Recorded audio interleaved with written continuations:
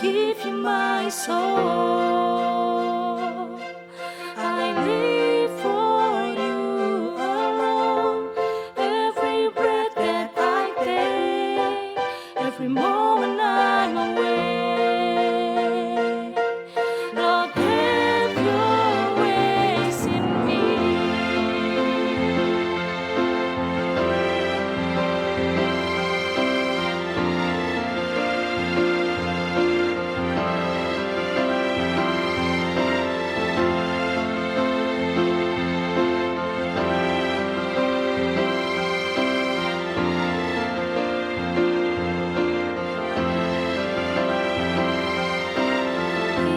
Inilah rinduku kepadamu,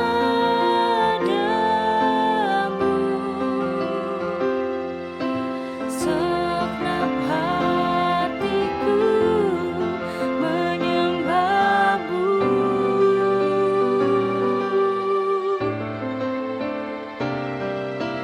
Seluruh jiwaku memujimu,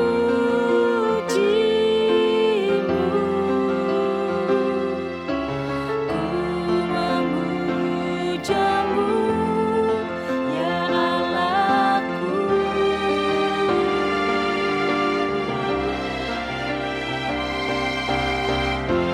Ku berikan hatiku dan jiwaku,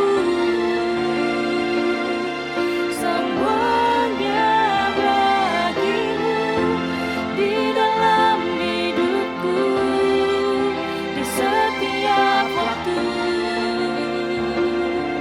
Nyatakan jalanmu, ku berikan hatiku dan jiwaku,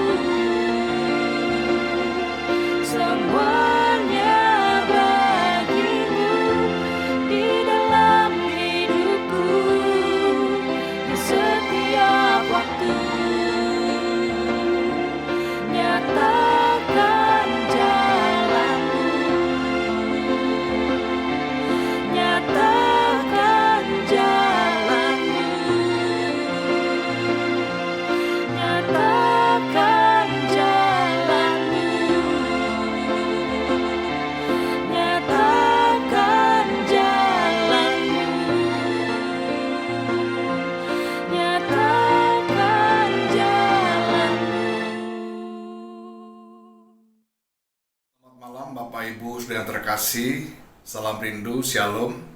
Tema rema kita malam hari ini adalah menjadi alat peraganya Tuhan, yang terambil dari kitab Yeskil pasal 24 ayat 15 sampai 27. Kemudian datanglah firman Tuhan kepadaku, hai anak manusia, lihat aku hendak mengambil daripadamu dia yang sangat kau cintai, seperti yang kena tulah.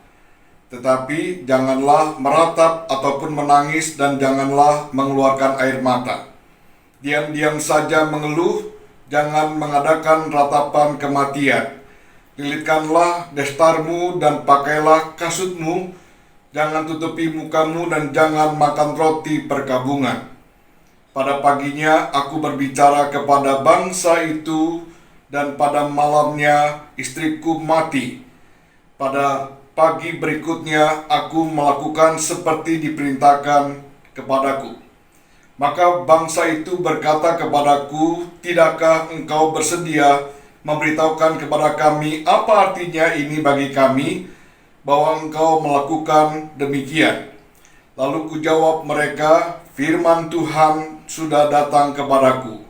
Katakanlah kepada kaum Israel, beginilah firman Tuhan Allah, sesungguh-sungguhnya aku akan menajiskan tempat kudusku, kekuasaanmu yang kau banggakan, kenikmatan bagi matamu dan bagi jiwamu, dan anak-anakmu lelaki dan perempuan yang kamu tinggalkan akan mati rebah oleh pedang. Kamu akan melakukan seperti yang kulakukan. Mukamu tidak akan kamu tutupi, dan roti perkabungan tidak akan kamu makan.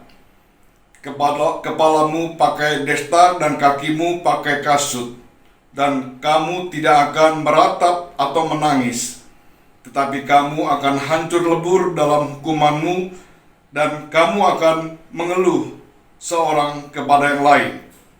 Demikianlah Yeskil menjadi lambang bagimu, tepat seperti yang dilakukannya, kamu akan lakukan.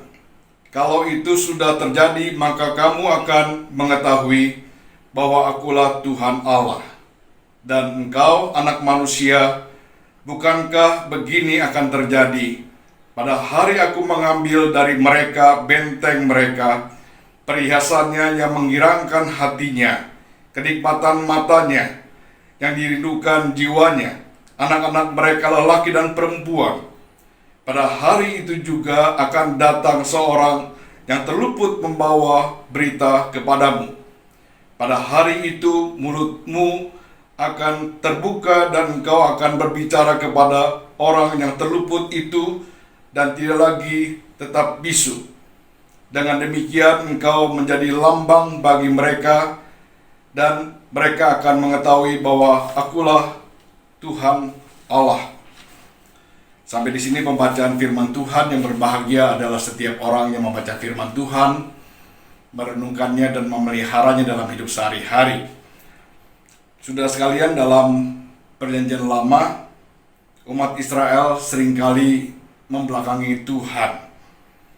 Hal ini disebabkan karena kondisi rohani mereka yang bobrok.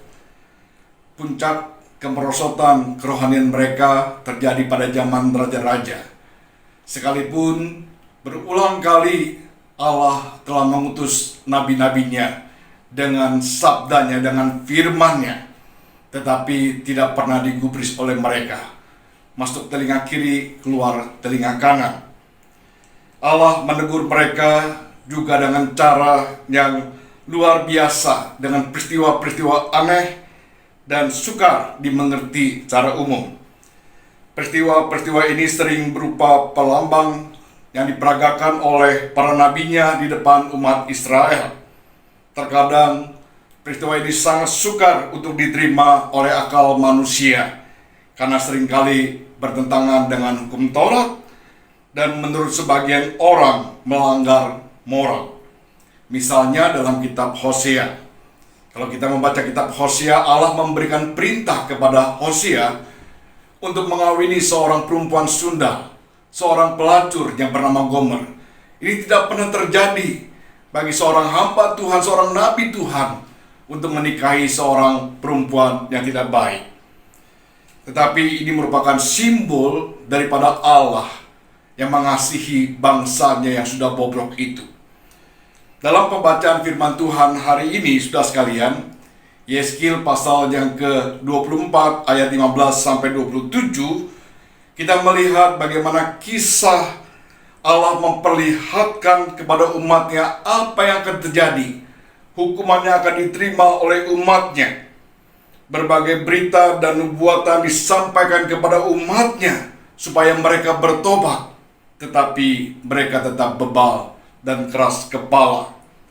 Allah menyerahkan mereka kepada bangsa lain karena mereka telah membelakangi Tuhan. Meskipun begitu, sekali lagi saudara sekalian, Allah dalam bagian firman Tuhan ini memakai Yeskil sebagai alat peraganya. Allah mengatakan kepada Yeskil bahwa dia akan kehilangan istrinya yang amat dicintainya. Namun dia tidak boleh meratap kematiannya itu di hadapan umum atau mengadakan upacara perkabungan seperti biasanya. Yang dikatakan, hai anak manusia, lihat, aku hendak mengambil daripadamu dia yang kau cintai seperti yang kena tulah. Tetapi janganlah meratap atau menangis dan janganlah mengeluarkan air mata. Tatkala saat kematian istrinya terjadi, saudara sekalian, Yeskil tidak berkabung. Itu dikatakan dalam ayat 18. Hal ini tidak lazim. Hal ini menimbulkan pertanyaan banyak orang. Dapat kita bayangkan, saudara sekalian, seorang hamba Tuhan, seorang nabi Tuhan yang telah menyerahkan hidupnya bagi Tuhan. orang yang sibuk dalam pelayanan bagi Tuhan. Berita yang datang bukan berita yang mengembirakan, bukan berkat, tetapi Tuhan akan mengambil istrinya. Berita yang menyedihkan. Saudara sekalian, di tengah-tengah kehidupan seperti ini, saudara sekalian, kita sebagai manusia seringkali bisa mengatakan Tuhan tidak adil. Bahkan Yeskil juga dipesankan untuk tidak boleh menangisi, tidak boleh berkabung, jangan berduka cita atas kematiannya. Secara manusia ini merupakan hal yang tidak wajar. Memang terkadang dalam hidup ini banyak peristiwa-peristiwa sulit dalam hidup kita yang tidak kita dapat mengerti. Banyak hal yang berbenturan dalam kehidupan kita membuat kita tidak mampu memahami maknanya. Memang tidak mudah untuk menerima ketetapan Tuhan yang jauh dari apa yang kita bayangkan. Kita bisa bertanya kepada Tuhan, kenapa Tuhan ini terjadi? Namun seringkali tidak akan menemukan jawaban secara puas. Tetapi satu hal sudah sekali kita harus sadari, bahwa Tuhan berhak, Tuhan berdaulat atas kehidupan nabinya.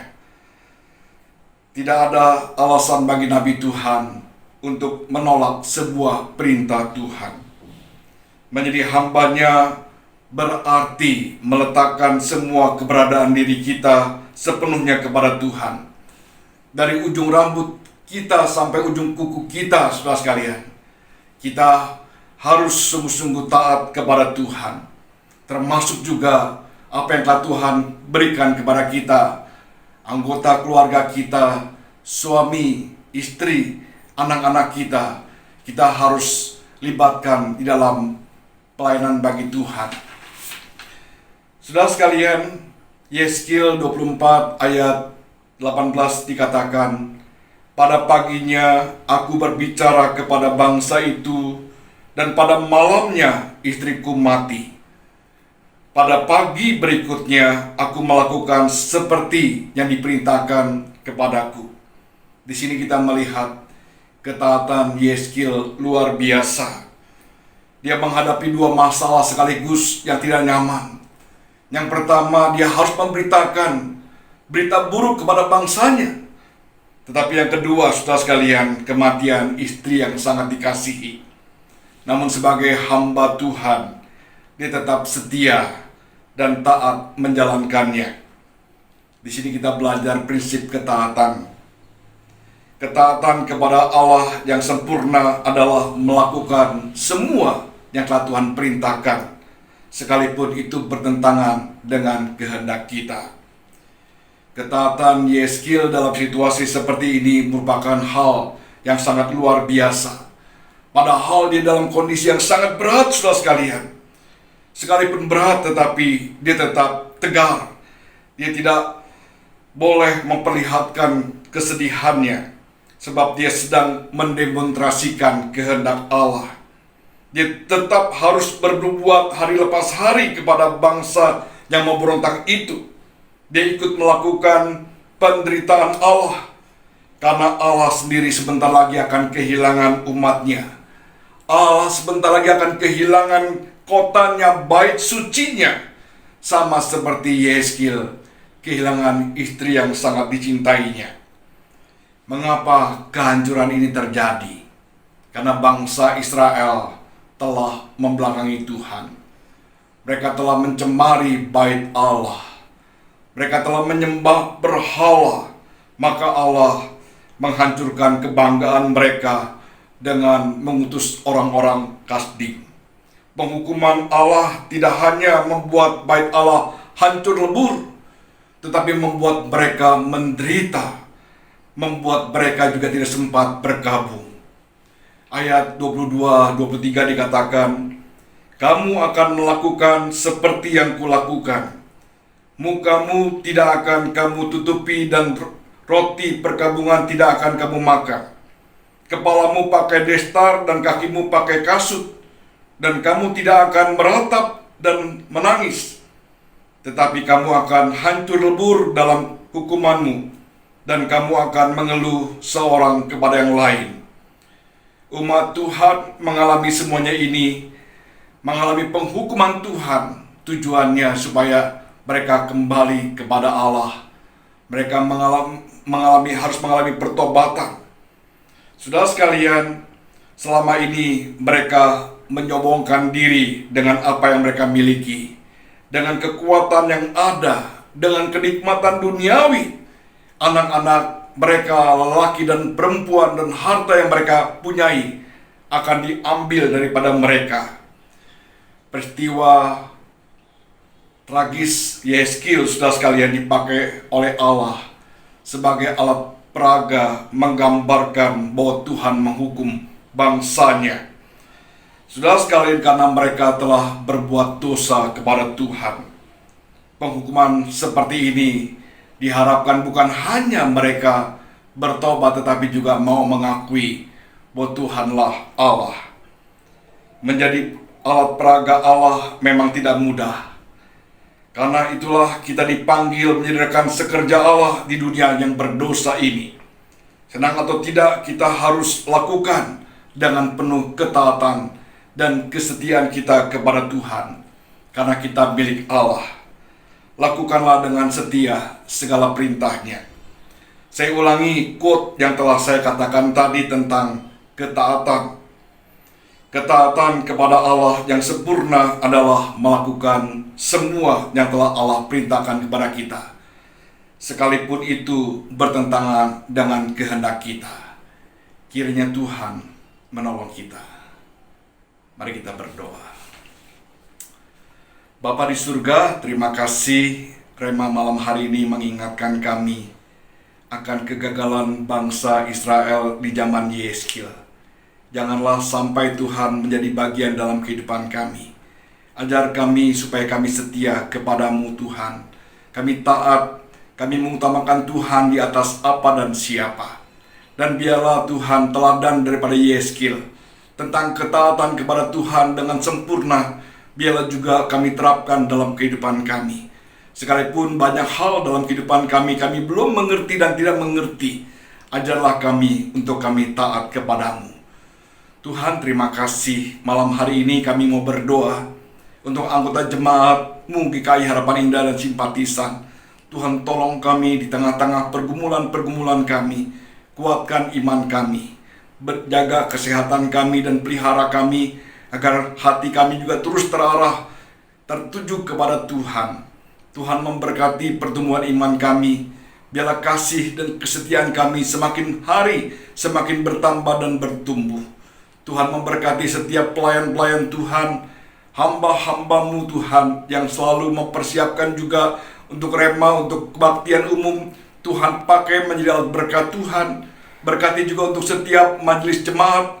Tuhan tolong dan Tuhan memberikan hikmat bijaksana supaya kami tetap berperan sebagaimana seharusnya kami berperan. Bapa di surga, kami tak lupa juga mendoakan untuk anak-anak-Mu yang sakit. Tuhan memberikan penghiburan, kekuatan.